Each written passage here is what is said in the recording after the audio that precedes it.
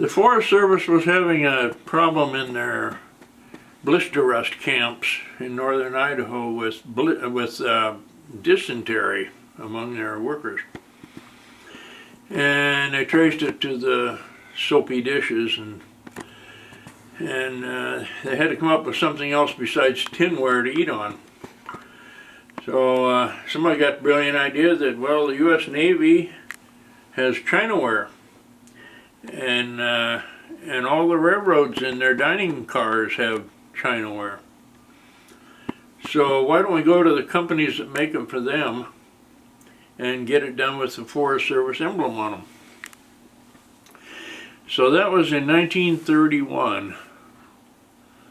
And the items you see here are the various items that were included. And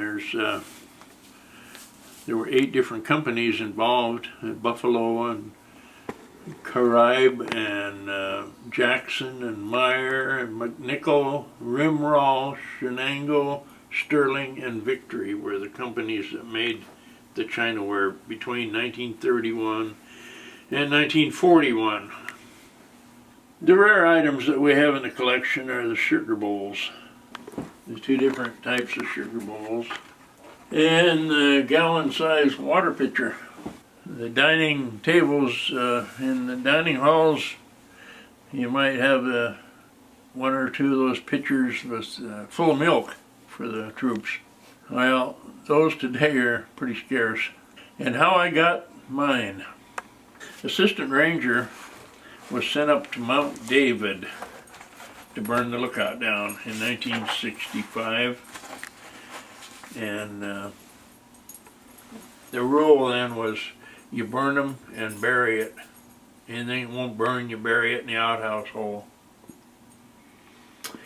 Well, this water pitcher was at Mount David, and Assistant Ranger couldn't bring himself to destroying that pitcher, so he buried it between 2 rocks, put a flat rock over the top of it, and made a mistake of telling me about it.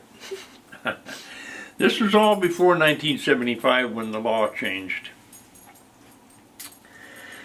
We found the water pitcher. Well, we had it in our collection here for numerous years, and in 2016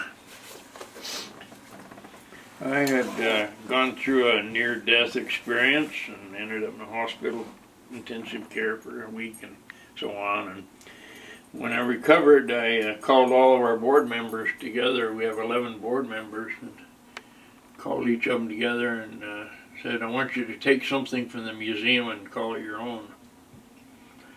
Well, one of the members' wives spotted this collection, and she just stared at it for the longest time, and so I reached in there and I grabbed that water pitcher and handed it to her. And that left an open space, and I thought, well, I'll never see another water pitcher. It wasn't a month later, there was going to be a Smoky Bear convention in the Coeur d'Alene Resort in Coeur d'Alene, Idaho.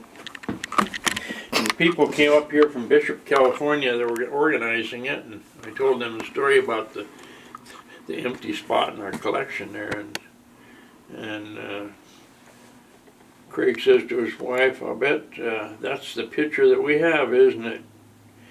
And Jill says, I'll bet it is too.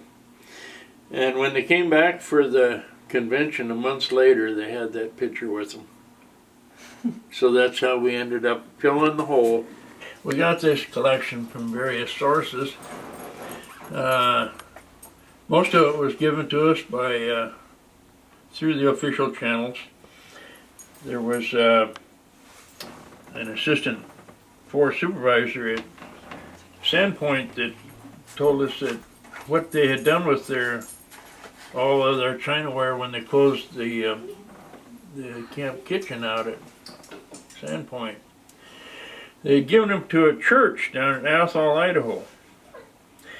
So I went to that church 20 years later, And darn if they still didn't have a bunch of the dishes, so they gave them all to us. But the little cup, I went to a yard sale one day, and I spotted that, and they wanted 50 cents for it, so I gave them $5 for it. And a similar cup that looked just like it, a lady was visiting one day, and she said, I have this cup that my husband took when he retired from the Forest Service, and he's gone now, and could I give it back? I would like to go to heaven.